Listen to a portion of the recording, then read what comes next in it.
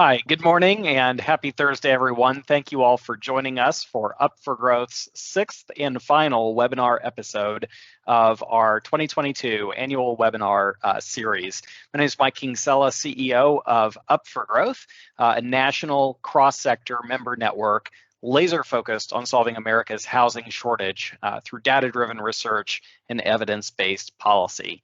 Really pleased to have just such a tremendous panel of experts with us this morning to discuss how American communities can leverage land banks to power partnerships and create housing opportunity.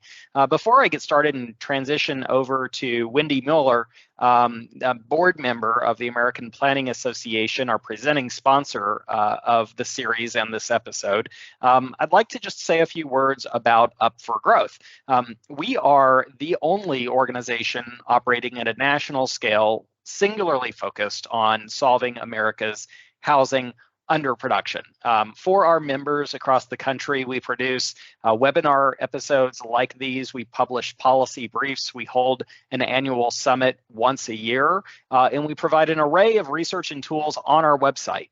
So if you are interested in joining us to solve the problem as big as America's housing shortage, we of course need all impacted stakeholders to have a seat at the table, and we invite you to partner and collaborate with us to solve this challenge. Now, of course, land banks can be a very powerful tool towards affordable housing production and housing production writ large, and not just rental, but home ownership, as we'll hear later on in this discussion. Wendy Mueller is not only a board member of APA, and APA is a key partner on this program, as well as much of the work of the organization.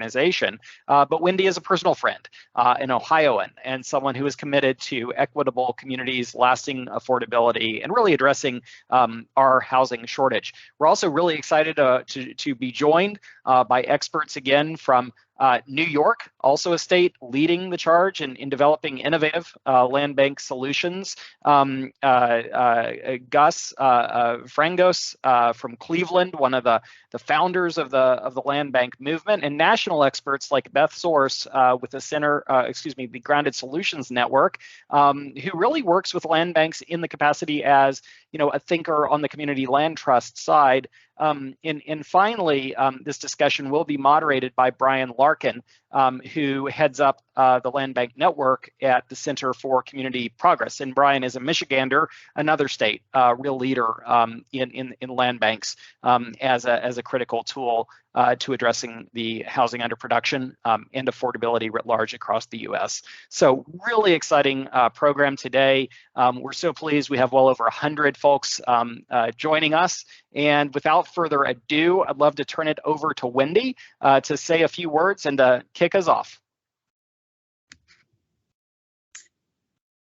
Thank you, Mike. Good morning, everyone. My name is Wendy Mueller, and as a member of the American Planning Association's Board of Directors, I am proud to be here as a representative of the presenting sponsor. The American Planning Association is a 40,000+ member organization of professional and citizen planners with a mission for making great communities for all.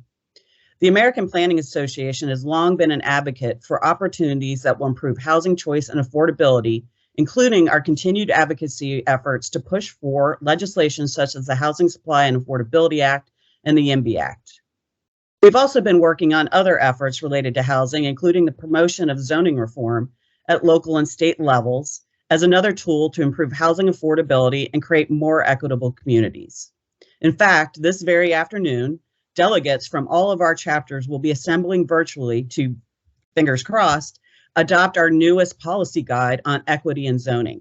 I mention this because all of this work is done in recognition that there's not a single silver bullet that will magically solve the housing crisis, but rather a need for a variety of tools that in combination will help turn the tide. For our organization and our members, we see land banks as another critical tool that can improve housing opportunities through a variety of mechanisms that may range by state, but can include assembling underutilized properties, rehabilitation of homes for lower income households, and clearing titles to put lands and homes into productive use. As a member that has worked in my home state of Ohio throughout my career, I've personally seen how beneficial land banks can be for our communities, both large and small. With that, I am happy to welcome you to the session, and let me turn it over to Brian Larkin to get things started. Thank you so much for that introduction, Wendy, and to the American Planning Association, thank you for the support of this session that we have today. Really excited to be here with Up for Growth, and really excited that land banking is getting a central focus. There's an amazing panel that you're going to get a chance to hear from today. The format of the session is we'll take some brief time. Each of the individuals who are on the panel are going to introduce themselves, their orgs, and kind of ground us in the perspective they are bringing to the conversation.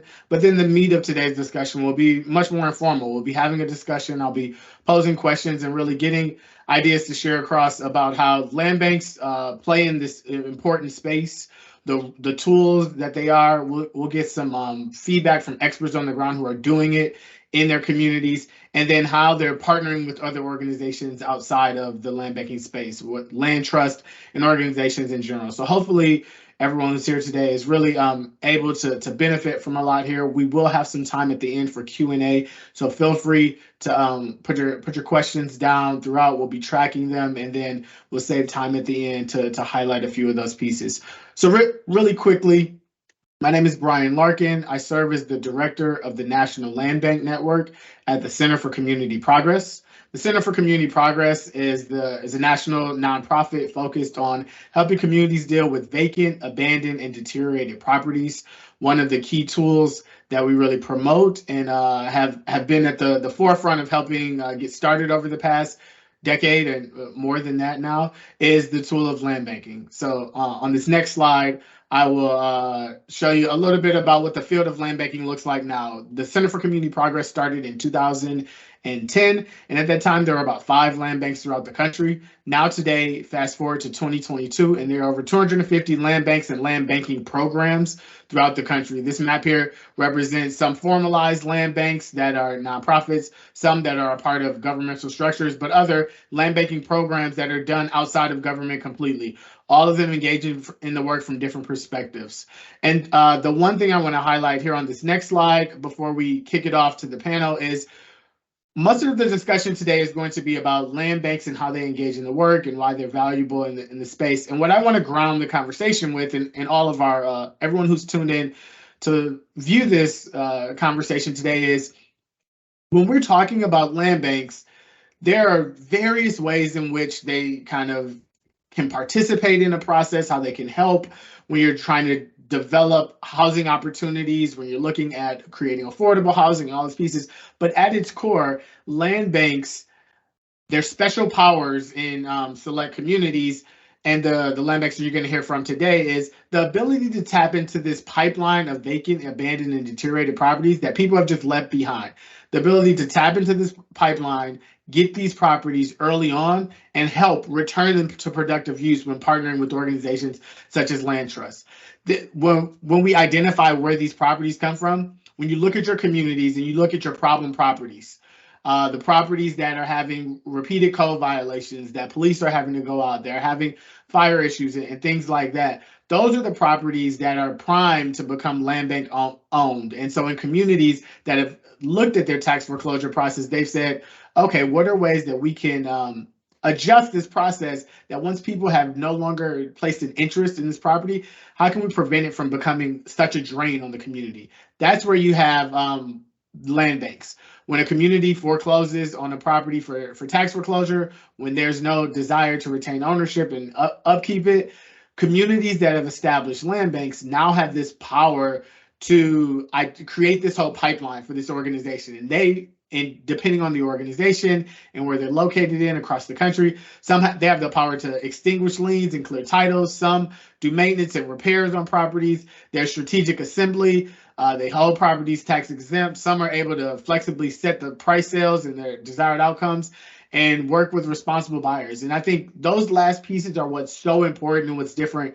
What we're looking at with land banking is the ability to tap into a system that was perpetually not working. We had these properties continuously falling through, to interject in there and not just work strictly on a transaction base, but looking at larger community goals and utilizing some of these tools.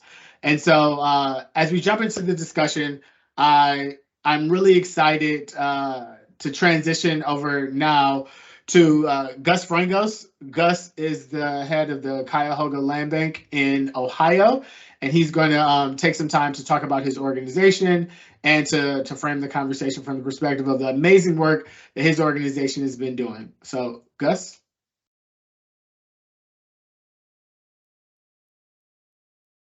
Thank you, Brian, and for those on the webinar, thank you to the Center for Community Progress and the Land Bank Network, because they're a tremendous resource to all of us, and of course to the American Planning Association and Up for Growth and my counterparts on the call here. I'll be very quickly. I don't know if we have, I have a paper that kind of describes real quickly what I wanted to talk about today, and then we can talk more about it in the panel discussion. But Ohio has had land banks since the 1970s, pre-2008. Those were very passive land banks. They were land banks that repose in government. They compete with fire and police and streets and all of that, and they're really a repository of last resort. In the aftermath of the foreclosure crisis post-2008, the legislature created what are called county land banks, and these are land banks on steroids. They were designed to scrape governmental powers, but to not be in government, to be outside of government. And we took the land bank statute, the traditional land bank statute applicable to municipalities, and parked it into the corporate code and created land banks through the vehicle of corporations. So they operate now in every respect much like a private corporation, very entrepreneurial, very transactable. It's just that the nature of the problem in 2008 was so great that we needed an aggressive tool like this to deal with it. So I'm going to just run through what I call the three legislative engines of Ohio land banks. And most land banks throughout the country deal with these 3 points, but we were fortunate here because we were able to deal with all 3 of them in one unified land bank bill to really make the land bank turn into a movement of 64 land banks now. So there's 88 counties, 64 of those counties now have these land banks. So the entity selection and creation was important. What's good about government is sometimes bad about government, and so we needed to take it outside of government so that we can transact and really focus and prioritize on the problem. So entity selection was very important. So we are a nonprofit in every respect. We are what is called a Section 115 nonprofit instead of a 501c3. Many land banks in Ohio are 501c3. We felt for a variety of technical reasons that the public purposed Section 115 corporation was most appropriate for us. So we look at the entity as sort of the hospital. You know, the hospital, this is where the patient gets treated. Number 2, tax foreclosure reform. That's how we bring the patient in. We had a very difficult and long process for bringing in vacant and abandoned tax foreclosed properties. So we completely reformed tax foreclosure in Ohio, such that now the properties that are tax foreclosed, vacant, and abandoned and can come in to our land bank so that we can triage them, work on them, and then get them back into productive use. So that's what we call, that's how we get the patient in, so to speak. And then ultimately the patient needs to be treated by doctors, equipment, and medicines, etc. And that's where the funding comes in. So we created a scheme which is very simply described as the scraping of the penalty and interest on collected delinquent taxes. So what that means is in a large county like ours, certain portion of the taxes go delinquent every 6 months. When those taxes do get collected, and typically 85% of the delinquency gets collected, it comes in with the 10% penalty as well as interest. So there is a portion of that which we scrape, and we ascribe that penalty and interest to county land banks. So the benefit of that is that it's penalty and interest type money. We're not taking tax corpus from the taxing districts themselves, like schools, libraries, cities, transportation systems. And that's what made it palatable for our legislature in Ohio and our taxing districts to accept it, because it was a way to sort of find a way to deal with the rotting apple, so to speak. As a result of that, as I said, we ended up in 2010. By 2010, we were bringing in roughly 100 properties per month that were vacant and abandoned. So there was a lot of milk that was spilt, and we're still dealing with it. But at least we have the core funding in order to create systems, in order to create programs, in order to hire the professionals, and can keep them, so that we don't have to go running to a legislature every year and not being able to know whether we'll be able to sustain our programs or our staff. And so in 2B, Roman numeral 2B, that scheme has resulted in those kind of outputs. I'm not going to go through them all, but it's demolition, it's housing, it's economic development, land assemblages. And I've already talked to you in Roman numeral number 3, the core funding in that process, the collection of the penalty and interest on collected delinquent taxes, brings in about $8 or $9 million a year in Cuyahoga County. We capped it at $7 million, so this is what our county land bank brings in off that particular source of revenue. And as I said, what that allows us to do is to be able to service large programs, large grants, large, whether it's hardest hit fund programs, well, it could be anything, but you can't very well service large grants unless you have the infrastructure internally and the staff and the professional systems in order to administer it. So that's why we felt it was so important to, in creating our legislative scheme, to make sure that there was a acceptable revenue source. Otherwise, we felt there would be no point in doing it. It would just be another exercise that would be minimal in terms of its impact. So I have cited a 10-year economic analysis, which we did in 2019. We're about to do our 15-year one, but all of that stuff is on our website, and that's a synopsis of everything happening in Ohio, and particularly the Cuyahoga Land Bank.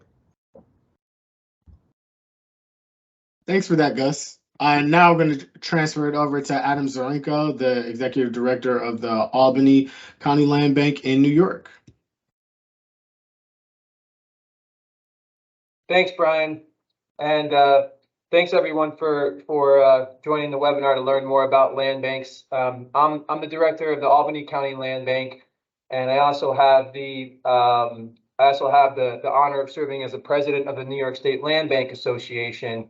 And New York's land bank program benefited from the work that Gus and the folks in Ohio have done. We replicated a lot of the best practices from the legislation, and we also formed our state legislation that gives us our statutory authority around the best practices that we receive and continue to receive from the Center for Community Progress. So it's fitting that I'm going after those two gentlemen. So the Albany County Land Bank is one of 26 land banks in the state of New York. We have had a pretty explosive growth of our land banks here in New York, and we're looking at several more land banks being established over the next year or so as more and more land banks come online. The Albany County Land Bank has grown to become one of the largest and most active in the state of New York. A lot of that is because of what Brian referenced, is our county had the foresight to tie us into the tax foreclosure system. And so essentially we have built a relatively seamless pipeline of the foreclosure process gelling with the transfer of properties to the land bank. What that's translated to is over 1,250 acquisitions by the Albany County Land Bank throughout the county of Albany in just about, 7 or 8 years of operation now. So pretty explosive growth with respect to our portfolio. We are a countywide entity because our government is a countywide entity that established us. Most of the properties we acquire, and you can see on this map here, are in the city of Albany. That's in the kind of middle right of the county. That is the state capital of New York State. and a post-industrial legacy city that has a lot of the same challenges as a lot of the cities, and I'm sure representatives on this call are facing. But we do work in every part of our county, from more affluent suburban bedroom communities to rural. Most of our county is actually rural, so we work with a large cross-section of real estate. We've done a lot of work at our land bank around coming up with more equitable solutions around housing. And a lot of that work's been driven by some work we did with the Center for Community Progress around the legacy of the practice of redlining. This is a map I like to show the legacy of the damage caused by redlining, which we're still struggling with very much so today. The colored map is the Hulk map, the government issued map on purposeful disinvestment based on ethnic or racial demographics for the city of Albany. You can see the red lines on the map here, the red squares, where the government said, do not invest here because of the people who live here largely. And so the dots on the map are actually all of our land banks acquisitions and dispositions. All the acquisitions and dispositions since we were established. So you can see the boundaries line up pretty much to just about the exact border of the red line. So we have been working to see vacant and abandoned properties, not as man, we have a lot of these properties in our communities, especially in disadvantaged communities, to how can we use these properties and our statutory authority as a land bank to create opportunities where others are not possible. And so that's, can we create outcomes that the real estate market will not create responsibly at scale, the scale that we need, and that government cannot. So we've positioned our land bank to kind of fit between all of the different stakeholders in the community, from state, local government to nonprofits to community development organizations, the real estate community. We've kind of built a larger table and brought the land bank to the table to work with all those partners. We've kind of taken a three-level approach to creating affordable housing and neighborhood revitalization through vacant properties. The first is basically doing what we can to eliminate the barriers that people typically encounter when trying to buy a home, especially members of underserved communities. The city of Albany has one of the largest racial home ownership gaps in the nation, given a number of Black households we have, and we're really trying to be part of the solution to chip away at that. So we've created a bunch of programs, including an equitable home ownership opportunity program, which is on our website if you want to learn more. But it's really just systematically eliminating barriers that people have encountered and tell us about along the way, everything from access to capital to scopes of work to access to contractors. The second is a partnership with our very well-established and active community land trust here in Albany. I won't spend too much time on that. I won't spend any time on that because up next is Beth Source, who's an expert in community land trust and actually help us start our formal relationship. And the last we've been doing is trying to level up to do larger, more transformative redevelopments, but in an equitable way through public-private partnerships. And so, they'll just flip through some maps pretty quickly. Hopefully folks can see them, but we've been assembling the properties. The county's been transferring to us with a more strategic lens rather than just sell them as they come. We've been really looking at where are the areas of opportunity to put many properties together to do something larger, and then use our authority under state law, our relationship with the community and development community to kind of meet in the middle and help the developers put together a program that's fundable and use their expertise, but deliver things beyond affordable housing, like priorities and things the community would like to see in addition to housing. So we've been doing several clusters with that. Some of them are resulting in home ownership as well as affordable rentals.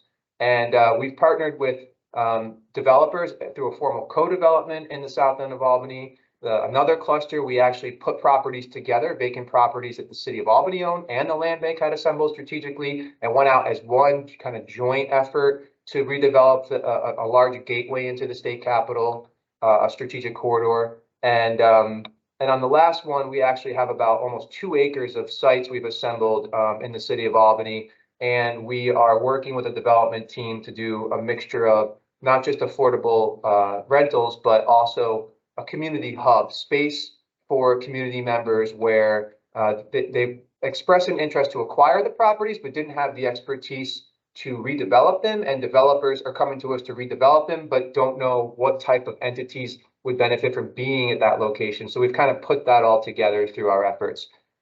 In the future, going into next year, look for us to do more new construction creation of affordable housing. So we're going to be piloting a small footprint affordable home design, a single family 3-bedroom, 2-story home to fit on our smaller than typical lots in the city of Albany. We have about 40 lots, at least in inventory right now, scattered throughout the city that just are sub your typical building size. And we're working on a home solution to fit for that. And then, and it may look like the picture on the right here. And then we're also going to be focusing more on a comprehensive block-wide solution, really investing in existing property and homeowners, bringing in some other partners, and trying to transform every property on the block, whether that's lifting up people who already live there or bringing in some different programs and partners to put it all together. So that's pretty much what we've been up to here in Albany County. I'm sure that there'll be more conversation to come, but I appreciate the opportunity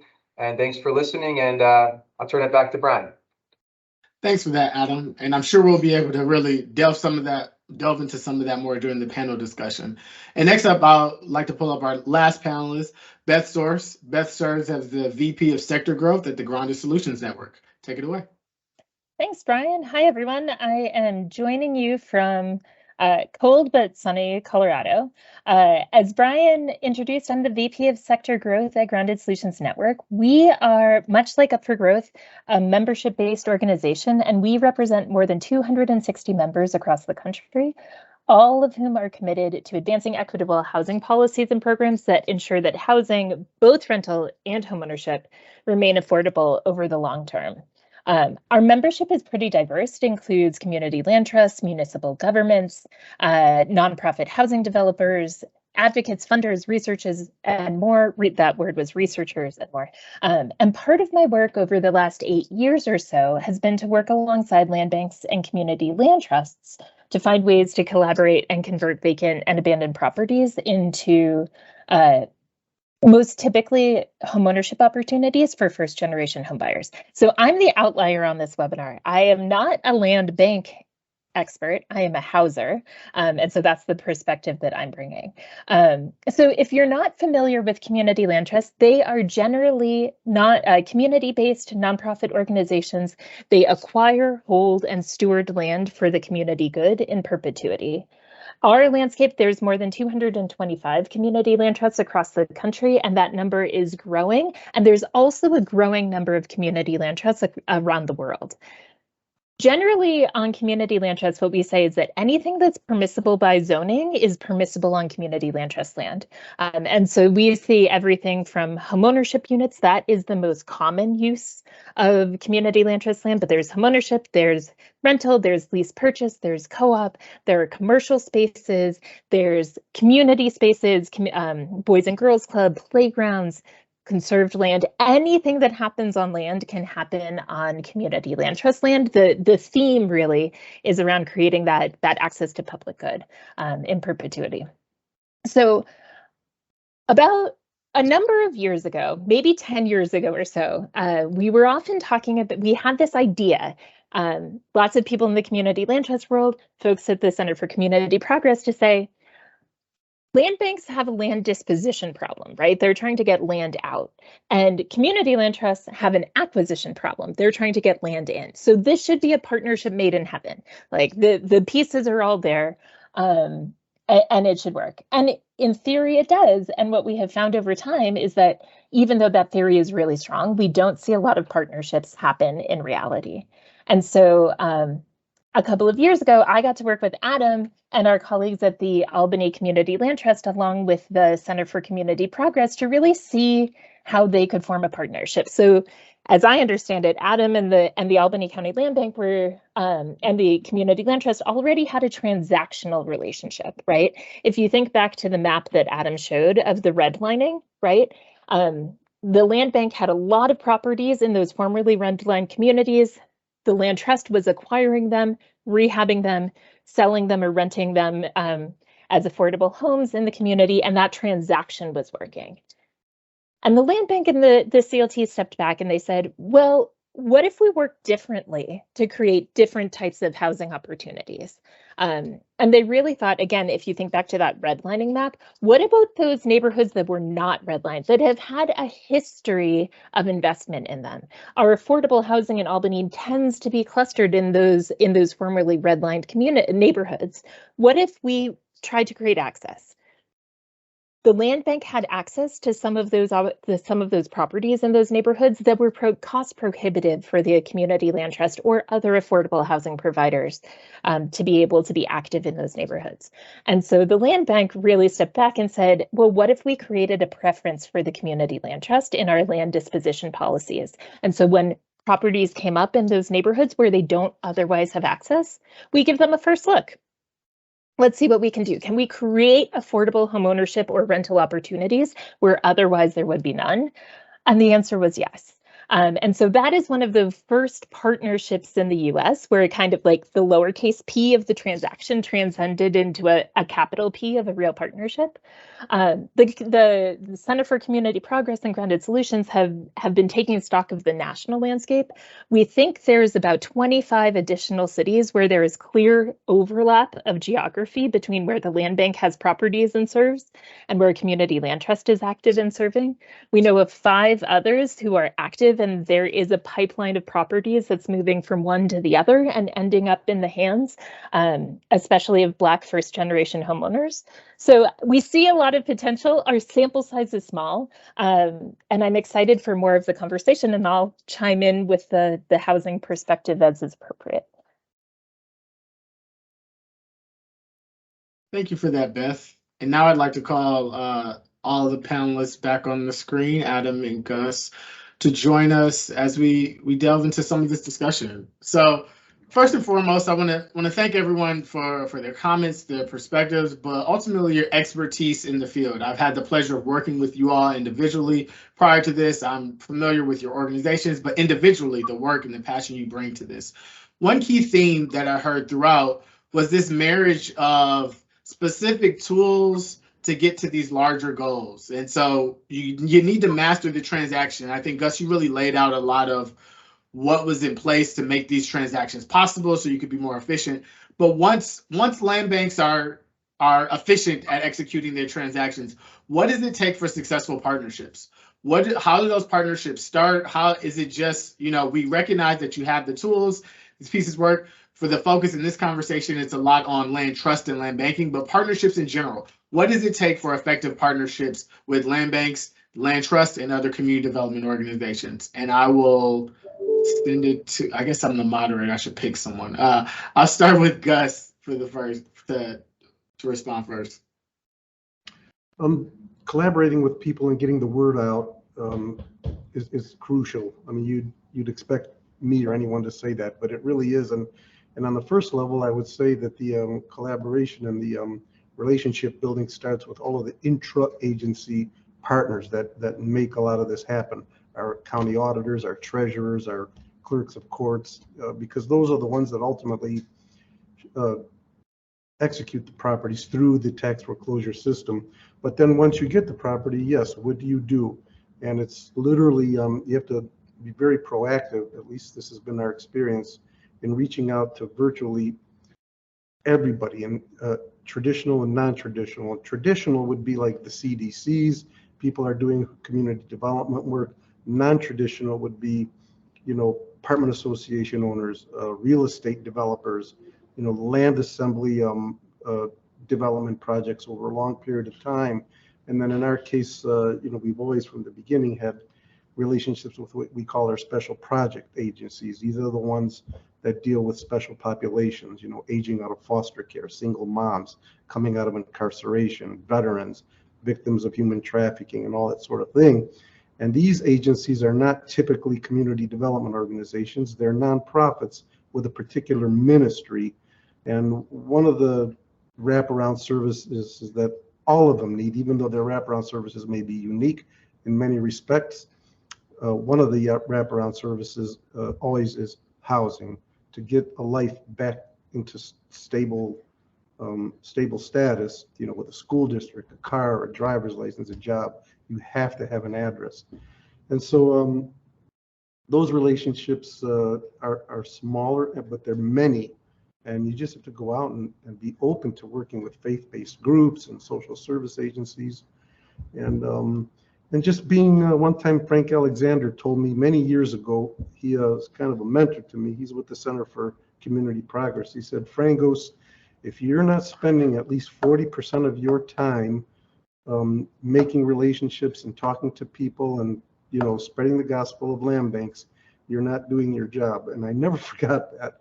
And he's 100% right, looking back 14 years since we've been operating. So that's my exegesis on that. Thank you for that. Beth, do you want to chime in? Sure. I think one of the things that we found I'm thinking of two things, but one of the things that we found early on in the conversations with land banks and CLTs is that they really didn't understand each other. They didn't understand where their missions were aligned, where they were different, who they were accountable and what levers they had to be able to make the change that they were wanting to see. And I think when we started to have conversations with folks all around the same table and say, this is what we do really well and this is why we do it this way, there were lots of light bulbs that went off and people could start to see connections. But I wonder, this happens to us on the national level. Gus and Adam, I bet this happens to you. Like you get phone calls and you're like, you're calling the land bank, you should be calling the land trust, right? Like there's just so much confusion where they are complementary but not the same. So I think that's one. And then I think the other thing, we saw this in Atlanta. Like Atlanta, I think, was a great example of the land bank and the land trust really wanted to partner. The land bank was represented on the community land trust board. They really wanted this to happen, and properties were not flowing from one to the other. And they ended up negotiating a memorandum of understanding, right? The land trust articulated what kinds of properties they were looking for so the land bank could find them. And the land bank articulated at what price point they needed to sell them so that the land trust could have a predictable number to fundraise for, right? And that unlocked, they identified and transferred 14 properties pretty quickly. Like actually getting down to that transaction to say, what are we looking for and what do we need seemed to be really helpful. And now that MOU has been replicated in other communities. So it seems to be that kind of a critical piece to get from intention to reality. Like in Adam's case, you all adopted it in your disposition policy, right? And that was taking it from idea to a concrete step. Thank you for that. And Adam, as I transition to you with the same question, I want to give it to you in two parts. Since you have experience both directly working with your land trust, but also the example of partnering with different organizations towards driving results. I'm thinking about some of your work with HomeWise and others, leading the land bank. How do you enter into these partnerships when some of what Beth is saying is exactly true, where sometimes there's a lack of awareness and organizations, how do you start those partnerships? How do you start those conversations? And then how do you see it through to making those happen, both on the land trust side, but then some of your other partnerships as well? Yeah, I mean, Gus and Beth covered a lot of the things I would have said. Like a lot of the job of leading a land bank, at least in my experiences, is like explaining what a land bank is versus a land trust. And just I saw a question come up. A land trust is an entity that holds land in perpetuity and keeps the affordability of that home for the homeowners, but the homeowners are allowed to live in the home and experience some appreciation of their home. A land bank, it has nothing to do with financial lending or loaning. It's literally a bank of property where we transact property, we bring it in, and we figure out how to dispose of it. If your law is written effectively, you don't always have to sell to the highest offer. You sell you dispose into the best outcome. And that's a key difference between land bank and other ways of historically disposing of properties.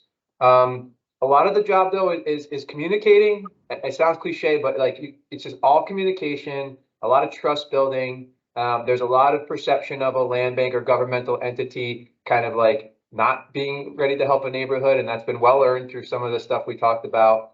But really then just getting around the table and talking about like each side understanding each other, right? Like developers are coming from one side of things and they have certain things they value or want to see, and community members have a lot of things they can bring into a development effort. And really they hardly ever intersect except for like clash, right? And so we try to just facilitate those conversations and help kind of be in the middle. And something like a land trust, honestly, like when this land bank was started here, Albany's pretty rich in like community-based organizations, nonprofits. The land trust was established in the 80s. And there was a lot of like, oh, another entity like squeezing to the table. Who are they trying to displace? Is this like a new shiny thing? And when we did a lot of work to kind of make the table bigger so we can show people that we want to have a seat at the table and like understand, what are you trying to do? What's your mission or goals? Oh, okay, cool. Here's what we do. Maybe we can help you with that, right? And then start to show that that actually is going to happen, like proof of concept. And we do that all the time. Like we are constantly doing that where we work. But really, like, what can we do to help you, not supplant you? And we've been pretty creative here. Like Beth said, with the land trust, we just solved each other's problems a little bit through this. It was a very like facepalm moment once Beth and team came to town and was like, you guys could just, and I was like, why didn't I think of that? So a lot of it's just constant communication and building partnerships. And we really don't do anything at this land bank, honestly, without some sort of partnership. Whether it's the individual buyer that has to finish the rehab, we count them as a partner, to the community, to the government, to folks on this call. Like we're right in the middle, and we're just trying to do stuff that wasn't being done either correctly for everyone, benefiting everyone, or just wasn't possible without a land bank. And that's what we've been trying to do here in Albany. Thank you for that. So I wanted to headline with that, make sure everybody heard kind of that's why we're here, like understanding partnership. But back up, I want to take this next question and back it out a little bit. I want to target this one specifically for you, Gus. You uniquely in the position of helping establish the legislation and then watch the field of land banks grow. Many of the people who are on the call today may be thinking, okay, I get how it's working, but how do they get started? Like, I want to start a land bank, or how does this happen? Can you speak specifically from the Ohio example of what that process was like and kind of establishing the first one, and then how land banks get started, recognizing that it's going to vary for every organization, but to hear that on the ground example perspective from someone who's actually helped pass the legislation and saw land banks pop up in your state, can you talk to the process of what that process begins like and how that works? Yes, and you hit the nail on the head when you said that it's different in every community, because where is the nerve center? Where is the policy nerve center? Sometimes it's a person, sometimes it's the media, sometimes it's a legislature. And in our case, it started with a very well-respected treasurer, Jim Rokakis, and he was seeing, as a treasurer, he was seeing the collections were going down and the tax foreclosures were going up. He was kind of a John the Baptist crying in the wilderness and saying, we have to create tax foreclosure reform and create a repository to triage what he was seeing and what ultimately happened. At that time, he referred me to then County Treasurer Dan Kildee, who had sort of taken the first level of this and turned it into something very positive in Michigan. So we learned from there, and what ended up happening is that this Jim Rokakis, who was sort of our champion here, it was very well respected. He was in government for some 30 years. He opened up a number of doors, and at that point, everybody kind of understood that something needed to be done. And at that point, he hired me just as a scribe, as an attorney, to evaluate tax foreclosure, evaluate what it was that he was after, and that's kind of how it started. We wrote a bill. It was like some 400 pages, and then he went to a couple of state legislatures who themselves had a lot of stature in the legislature, and got us onto the map, got us onto the statewide map. We went to the media in Dayton, in Cincinnati, in Columbus, Lucas County, and of course here. And we were able to secure editorials, so you're kind of putting the word out all over the place that oh my gosh, the world has come to an end, and all you can do is wring your hands. Well, now there's some buzz going on about, well, what about these entities? Somebody's got a potential solution, and at least something that'll stop the hemorrhaging. And so it started to gain traction, and from there, it got introduced into the legislature. And I think the timing was one of the, when I talk about the nerve center, sometimes timing itself is the nerve center. At that point in time, Ohio was, like many states, were just reeling from all of this, and the legislature didn't really have a plan, and they wanted to do something, though. There was an appetite that just didn't know what. And so this kind of fit in, this kind of filled that gap, that policy gap, and all those things kind of coalesced together. So I would say in our case, it was a champion that could get the attention of other champions at the state legislature, the media, and then of course, once you get them, then it's affirming all of that by going all to your local cities and council people and nonprofits, to just show everybody's cross-pollinating one another in terms of, yes, this is very, very important. In other instances where I've gone and consulted in other states, sometimes it's just a small community development department of a city or whatever, and it's very well meaning, but they don't have that quote unquote champion. And so stuff, starts, but it can't get the traction. So that's what happened with us. And, praise the Lord, it all, either they liked what we did or they didn't read it and just adopted it. Well, I would say, Gus, speaking from the land banking field across the country, we definitely like what you did, and we've had the chance to read it in a lot of communities that followed suit. When we get into this conversation about land banks, from the position of the National Land Bank Network, oftentimes I hear people come to me and say, I want a land bank in my community. I want a land bank in my community. And I'm so happy that we have Beth from Grounded Solutions here, because oftentimes when they're approaching us, what they want are the end results. So in some communities, they want affordable housing. They're having housing crisis. In other places, a lot of times we hear from, well, how about at the our stronger real estate markets? And often what we do is say, like, you're actually looking for land trusts, and kind of pass over to Beth. But Beth, I'd love for you to speak a little bit from your perspective about how, when dealing with different real estate market communities, how certain partnerships work. I'll just provide this one little piece about it. If you, for those of you who have been on since the beginning, if you recall that slide that I showed that said, where do land banks get their properties from? That's where their power is. So when you have this inventory of reliable property, you can become a player in these conversations. You're bringing value to the table. That pipeline is the property that the private market individuals have said, you know what? I don't really want to do much with that. I don't want to pay the taxes on it. It's not worth it for me. What you don't see as often in those higher value markets is that pipeline. And that's where that value comes in. But Beth, oftentimes when we run into these pieces, we transition them over to Grounded Solutions and say, hey, well, maybe you want a conversation with your community land trust. And so when communities are approaching and saying, hey, I want land banks to help deal with my affordability crisis, and we transfer over, what are some of the other places they should really be looking at when they're looking to tackle some of this affordability crisis in these higher end real estate markets? Yeah. Oh, Brian, what a good question. So I think, okay, so community land trust, and I should say any housing organization that is committed to lasting affordability, right? What they do really well is create access into housing that would otherwise be impossible and preserve that access over generations. So it's a balance of wealth creation and ongoing affordability. And so we think about that as working really well in hot markets. But of course, to get to that initial affordability in hot markets, it's really expensive because land costs are really high.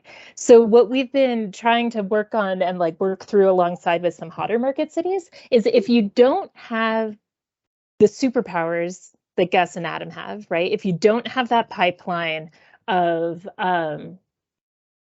tax foreclosed or vacant properties that are coming into a land bank, right? What are the levers you can pull? You can look at surplus land. There's an increasing number of communities that are looking at the surplus land that is acquired for transportation projects, right? Like maybe they just need it for storage and things like that, and they could put them to use for affordable housing. We've been looking at public utilities at school districts. Like all of these public agencies have acquired massive amounts of land that could be put to use for affordable housing.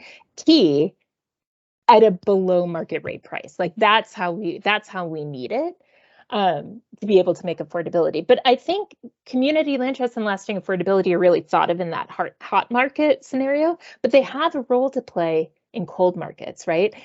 When I've worked with communities, and the land bank and all the community partners are working so hard to bring investment into communities, right?